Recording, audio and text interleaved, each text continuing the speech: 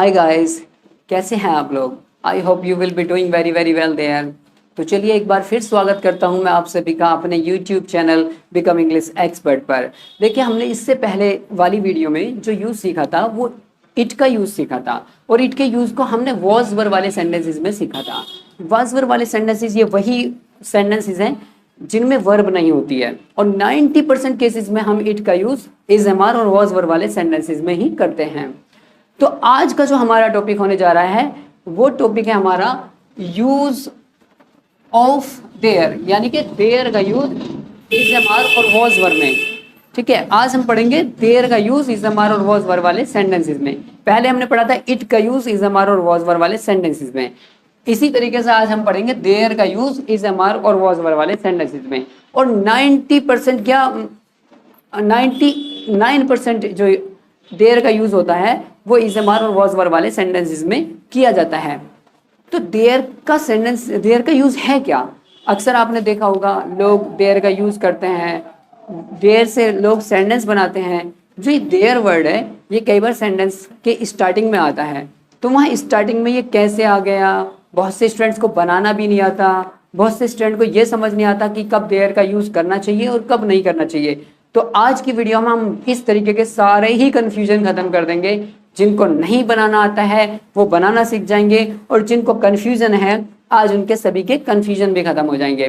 तो चलिए हम आज शुरुआत करते हैं उन सिचुएशंस को जानने की जिनमें हम देयर का यूज करते हैं। देखिए सिचुएशन नंबर 1, इसमें क्या है कि जब सेंटेंस में सब्जेक्ट नहीं होता, ऑब्जेक्ट होता है।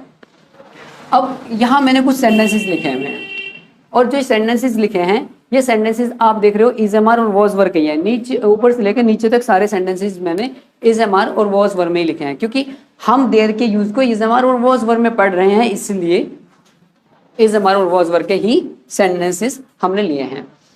तो सिचुएशन क्या थी, सिचुएशन फर्स्ट थी कि सेंटेंस में जब सब्जेक्ट नहीं होता है ऑब्जेक्ट होता है। अब जरा सेंटेंस पढ़ते हैं। एक लड़का है, अक्सर सेंटेंस होता है वह एक लड़का है, तो आसानी से सेंटेंस बन जाता है ही इज अ बॉय। लेकिन यहाँ पे वह है ही नहीं, यहाँ पे डायरेक्ट क्या है, एक लड़का है। अब एक लड़का हो तो ऑब्जेक्ट के तौर पे हो गया, सब्जेक्ट तो यहाँ है ही नहीं, वह तो है ही नहीं यहाँ। तो जब यहाँ पे सब्जेक्ट नहीं है तो इस टाइम पे क्या करा जाएगा, तो ऐसी सिचुएशन में हम देयर का यूज करेंगे। और देयर सबसे पहले देयर आएगा, देयर के बाद फिर लगाएंगे हम हेल्पिंग वर्ब। हेल्पिंग वर्ब अगर सेंटेंस हमारा इज एम आर का होगा तो फिर हम क्या करेंगे, helping verb is am are में से कोई एक चीज लगाई जाएगी, और वो लगाई जाएगी ऑब्जेक्ट के अकॉर्डिंग। अगर ऑब्जेक्ट यहाँ सिंगुलर हुआ तो इज लगाया जाएगा, ऑब्जेक्ट अगर प्लूरल हुआ तो फिर यहाँ पे आर लगाया जाएगा। देखिए देखते हैं सेंटेंस को। एक लड़का है, देयर, अब एक लड़का सिंगुलर है तो इसलिए हमने इज लगाया, देयर इज अ बॉय। इसी तरीके से आप दूसरा सेंटेंस देखिए, एक किताब है तो कैसे बनेगा, देयर, अब बुक भी अकेली ही है, देयर इज अ बुक। एक कुर्सी थी, वॉज वर वाला सेंटेंस है, पास्ट का सेंटेंस है। एक कुर्सी थी, there was a book, sorry एक कुर्सी थी,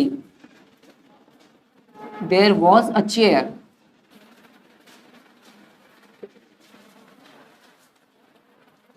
लड़कियां थी, देयर वर गर्ल्स।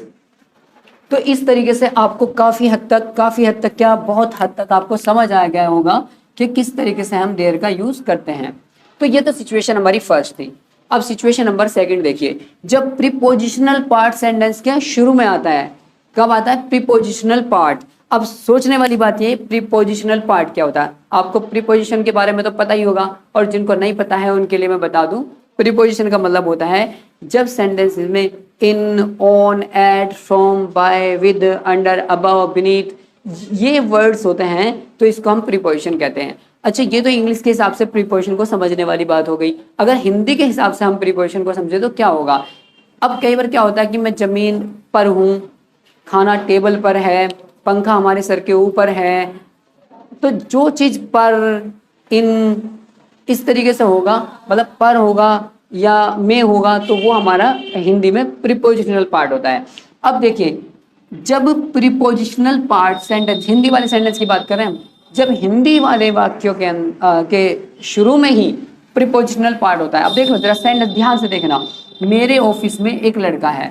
अब हमने एक सेंटेंस बनाया था पहले, एक लड़का है, तो उसके लिए हमने बनाया देयर इज अ बॉय। अब मेरे ऑफिस में, इन माई ऑफिस। तो ये वाला जो पार्ट है ना मेरे ऑफिस में, ये एंड में जाता है और शुरू वाला पार्ट जो है एक लड़का है, there is a boy in my office. इसी तरीके से मेज पर, तो ये प्रीपोजिशनल पार्ट है, मेज पर, ऑफिस में। अब क्या है, एक किताब है, तो हम इस पार्ट को पहला बनाएंगे, देयर इज अ बुक मेज पर, on the table, there is a book on the table. अब सेंटेंस नंबर थर्ड, मेरे सामने एक कुर्सी थी, तो सेंटेंस क्या हमारा, एक कुर्सी थी, तो हम क्या बनाएंगे, देयर वॉज अ चेयर। और मेरे सामने के लिए बिफोर मी और इन फ्रंट ऑफ मी, या तो हम इस सेंटेंस को बना लेंगे बिफोर मी, या इसकी जगह लगाएंगे हम in front of me, there was a chair in front of मी।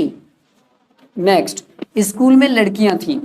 अब इस सेंटेंस को भी हमने पहले बना ही रखा था, लड़कियां थी, तो कैसे बना, there were girls in school, there were girls in school. तो इस तरीके से हमने देयर का यूज कैसे किया जाएगा दो सिचुएशंस में पढ़ लिया है। अब इससे आगे मैं आपको अभी कुछ सेंटेंसेस बताता हूं, उन सेंटेंसेस में आपको बहुत ही अच्छे तरीके से क्लियर हो जाएगा कि किस तरीके से कहाँ देयर लगता है और कहाँ देयर नहीं लगता है। नेक्स्ट जो सेंटेंसेस मैं बनाऊंगा उन सेंटेंसेस में आपको ये चीज और ज्यादा क्लियर हो जाएगी। देखिए इन सेंटेंसेस को देखिए एक बार, जब आप इन सेंटेंसेस को देखो, जब इन सेंटेंसेस को आप पढ़ो, तो उसमें कुछ डिफरेंस को नोटिस करने की कोशिश करना। देखिए मैं बताता हूँ, यहाँ पे मैंने एक सेंटेंस लिखा है और उसके सामने थोड़ा सा बदल के लिखा है मैंने सेंटेंस क्या लिखा है, कपड़े संदूक में थे, और यहाँ पे क्या लिखा है, संदूक में कपड़े थे। तो यहाँ पे जो शुरुआत में कपड़े हैं वो सब्जेक्ट के तौर पे लिया है, और यहाँ पे जो कपड़े हैं वो हमने ऑब्जेक्ट के तौर में लिया है। लेकिन यहाँ पे कपड़े जो है वो सब्जेक्ट के तौर में स्टार्टिंग में आया है, और यहाँ पे जो संदूक में है ये प्रीपोजिशनल पार्ट है। और जिस सेंटेंस में प्रीपोजिशनल पार्ट शुरू में आता है वहां देयर का यूज होता ही है, ये मैंने पहले पढ़ा था, लेकिन अब एग्जाम्पल से आपको बात बहुत अच्छे से समझ आ जाएगी। देखिए पढ़ सेंटेंस बनाते हैं, कपड़े संदूक में थे, तो क्लॉथ्स वॉज वर वाले सेंटेंस है, clothes were in the box. अब यहाँ आ रहा है संदूक में कपड़े थे, तो क्या हो जाएगा, देयर, अब कपड़े क्योंकि प्लूरल है तो there were clothes in the box. अब इसी तरह नोटिस करिए सेंटेंस को, पक्षी हवा में थे, और यहाँ क्या है, हवा में पक्षी थे, तो ये प्रीपोजिशनल पार्ट फिर शुरू में आ गया। पक्षी यहाँ पे शुरुआत में सब्जेक्ट, तो यही लेंगे, the birds were in air. यहाँ पे प्रीपोजिशनल पार्ट शुरू में आने की वजह से क्या लेंगे, there were birds in air. Next sentence देख लिए, मछलियां पानी में हैं, यहाँ पे क्या है, पानी में मछलियां हैं। फर्क वही है कि यहाँ पे सब्जेक्ट मछलियां हैं, यहाँ पे पानी में प्रीपोजिशनल पार्ट शुरू में है, और जो मछलियां हैं वो एज अ ऑब्जेक्ट लगाया जाएगा। तो पानी में शुरू में यानी प्रीपोजिशनल पार्ट शुरू में आने की वजह से हम देयर लगाएंगे। देखिए मछलियां पानी में है, the fishes are under the water. Next यहाँ पे क्या है, पानी में मछलियां हैं, there are fishes under the water. अब नेक्स्ट सेंटेंस देखिए, बादल आसमान में थे, यहाँ पे आसमान में बादल थे। सेंटेंस बनाते हैं, clouds were in the sky, clouds were in the sky, और यहाँ वाले में आसमान में बादल थे, तो कौन थे, बादल। तो बादल ऑब्जेक्ट में पहुंच गया, तो यहाँ क्या लिया जाएगा, देयर। अब बादल बहुत सारे होते हैं तो प्लूरल लगाया जाएगा, there were clouds in the sky. तो इस तरीके से आपको देयर का यूज लगाना बहुत अच्छे से समझ आ गया होगा, कंफ्यूजन भी खत्म हो गया होगा। अब मैं एक अलग सिचुएशन बताऊंगा जिसमें हम देयर का यूज लगाते हैं। तो देखिए गाइज, जो नेक्स्ट सिचुएशन है देयर लगाने की, वो है जब किसी भी सेंटेंस के अंदर आपको लगता हो कि किसी स्टोरी की बात की जाएगी, या आपको लगता हो किसी स्टोरी की फीलिंग आएगी, तो वहाँ पे भी हम देयर का यूज़ करेंगे। इसके लिए मैंने बोर्ड पे कुछ एग्जाम्पल लिखे हैं, अब आप इनको पढ़ियो। देखिए, एक बार एक राजा था, एक बार एक शेर था, एक बार की बात है, चारों तरफ अंधेरा था। तो समझ आ रहा है ना कि स्टोरी की बात होने वाली है या किसी स्टोरी चलने वाली है। जैसे एक बार एक राजा था, उसके 4 पुत्र थे, वो आपस में लड़ते थे, उसकी उससे बहुत फिक्र रहती थी। तो ये सिचुएशंस होती हैं जहाँ से हमें लगता है कि हाँ, इसमें जो ना किसी स्टोरी की बात की जा रही है। तो ऐसे सेंटेंस में हम कैसे देयर का यूज़ करते हैं। सबसे पहले एक बार के लिए तो वंस लगाएंगे, वंस एक राजा था के लिए देयर वॉज अ किंग। इसमें एक राजा था, देयर वॉज अ किंग, इसमें एक बार एक शेर था। Once there was a lion, एक शेर था। देयर वॉज अ लायन, इन दोनों सेंटेंस में आपने देखा था कि मैंने वंस नहीं लगाया।